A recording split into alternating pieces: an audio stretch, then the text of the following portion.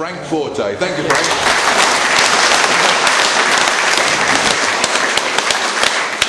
I just really hope I can live up to that, ladies and gentlemen, and follow Peter.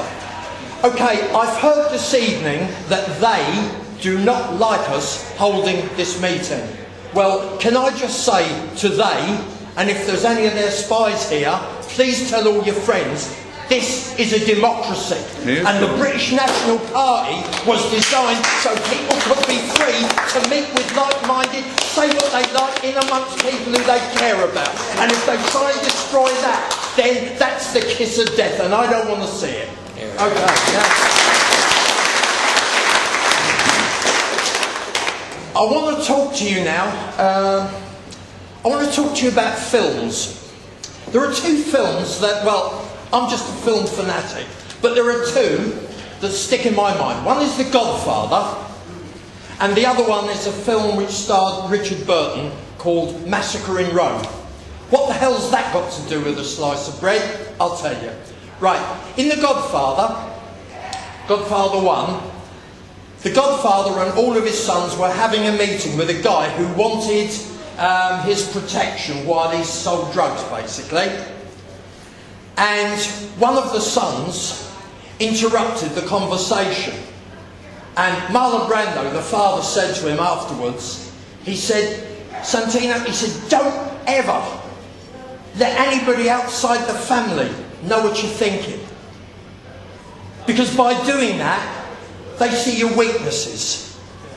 Okay? Now, here in this party, we have been doing a lot of that. And it's got to stop. It really has to stop. If you look at Searchlight, UAF, all of those, before the election, they were up in arms, they were throwing traps, they were doing all manner of things. They were stirring it. Yeah, they were saying terrible things. Look at them now, where the BNP's concerned, they're quiet. And why are they quiet? Because we're doing a good job at destroying ourselves from within. And this has to stop, and it's got to stop now, irrespective of whoever takes it. Now, the other film I want to talk to you about is Massacre in Rome. That actually means something to me personally.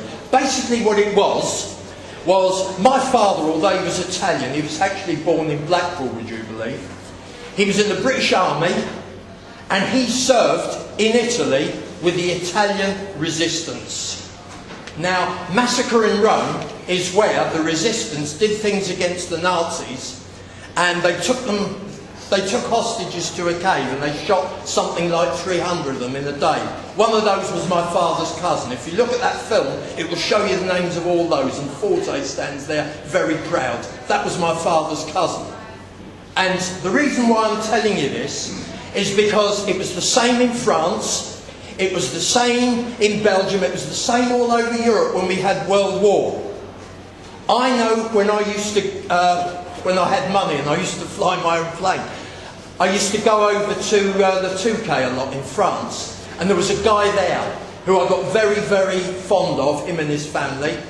He was ex-resistance during World War II. And what he did was he was on the end of a chain of people who helped British prisoners and others escape, and he got them into fishing boats covered over in nets, right? And he got them out of France that way. And I became a very good friend, or rather he was a very good friend to me. He owned a wine shop, and he'd say to me, Frank, buy that, buy that, buy that, because I'm into red wines, beat me with a big stick. Okay, now he was saying that what kept the resistance going during the war was hope. In France, you had the Vichy regime, who had actually supported the Nazis and collaborated with them, but you had one hell of a lot of people who deep down in their heart of hearts didn't want to see Nazi Germany take over their country. And there was a lot of resistance. There was everything ranging from the fighters right the way through to the kids who pedalled their bikes and passed information along. That unity was there, so much so that this guy actually said to me, that Bernard his name, he said, had this not have happened, we wouldn't have had the spirit to fight. It would have been took from us. But the resistance, not only did they do great things, they gave the ordinary commoner garden Frenchman hope. And so too in Italy. My father, sadly, he died before I knew it. But I've spoken to his sisters, and they all said, you know, everyone makes jokes about the Italians, you know, after 5 minutes, if they don't come out with their hands up, it's Germans, you know, and the Italian tank, 1 gear forward, 10 back, all of this. Well, that's one side of it. The actual Italian resistance suffered great losses, and like other resistances, they were extremely brave people. My father could not go back to Italy for years after the war, you know, because he was against the fascists and he was against the Germans. Instead, he helped the American troops, giving them ice cream during World War II.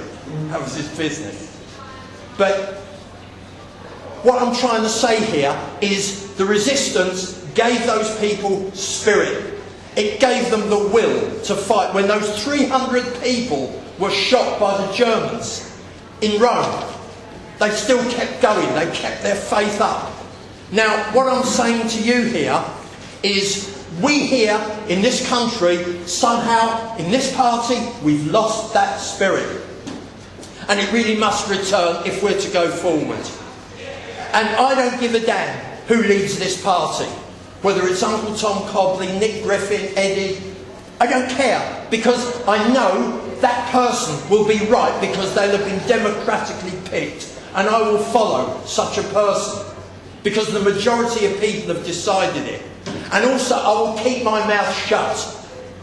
Because what's happening at the moment, if you look at some of the sites on there, the despicable Green Arrow, you know, how they slander this man and others who support him, it has to stop.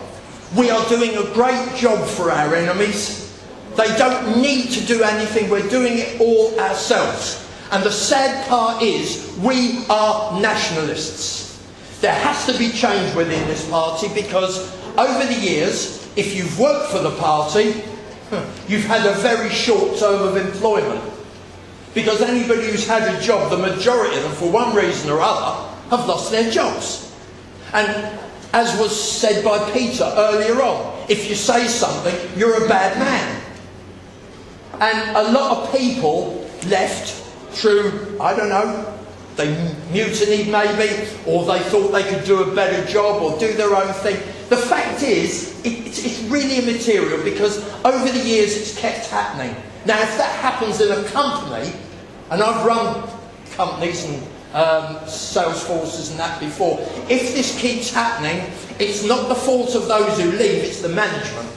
And they must look at their policies. They must look at how they treat their staff, and they must look at the policies they have in place.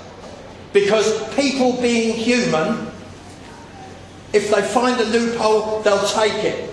And there is no better solution than honest debate and discussion. But somehow this has been stifled, and it's got to stop. Well done, Frank. Well done.